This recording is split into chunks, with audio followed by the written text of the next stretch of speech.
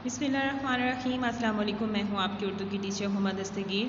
Grade 5 में आप सबको खुशामदीद। आज हम अपनी नज़म एक वक्त में एक काम, जिसका हम तारुफ, पढ़ाई और इमला के अल्फाज कर चुके हैं, उसका दूसरा दौरानिया करने जा रहे हैं। दूसरे दौरानिया में हमारे पास क्या क्या है? अल्फाज मायनी, अल्फाज जुमले और सवाल जवाब। ये आपने अपने करने हैं उर्दू की नोटबुक पर। इसके लिए सबसे पहले आपने अपना पेज रेडी करना है। उस पर डेट, डे, क्लास वर्क लिखना है, उन्वान और सरगर्मी।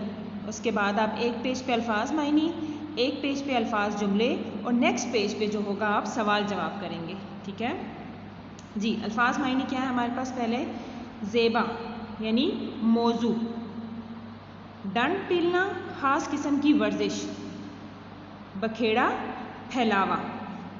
नेक्स्ट क्या है? खुशउस्लूबी, खुशउस्लूबी यानी अच्छे तरीके से, अंजाम इख्तिताम, सलीका अच्छे तरीके से काम करना।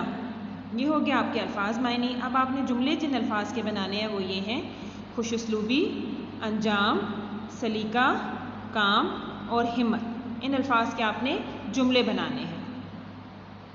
नेक्स्ट क्या है हमारे पास जी? सवाल जवाब। सवाल, पहला सवाल क्या है? इस नज़म के शायर कौन हैं? इस नज़म के शायर इस्माइल मेठी हैं।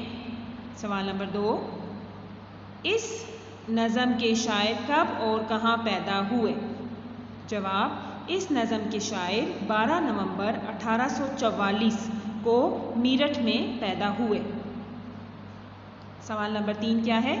हर बात का सलीका सीखना क्यों ज़रूरी है? जी, किसी भी हर काम को शुरू करने के लिए या किसी भी काम को मुकम्मल करने के लिए सलीका सीखना क्यों ज़रूरी है, या हर बात का सलीका क्यों ज़रूरी है? हर बात का सलीका सीखना इसलिए ज़रूरी है ताकि हर काम अच्छे तरीके से सरअंजाम दिया जा सके।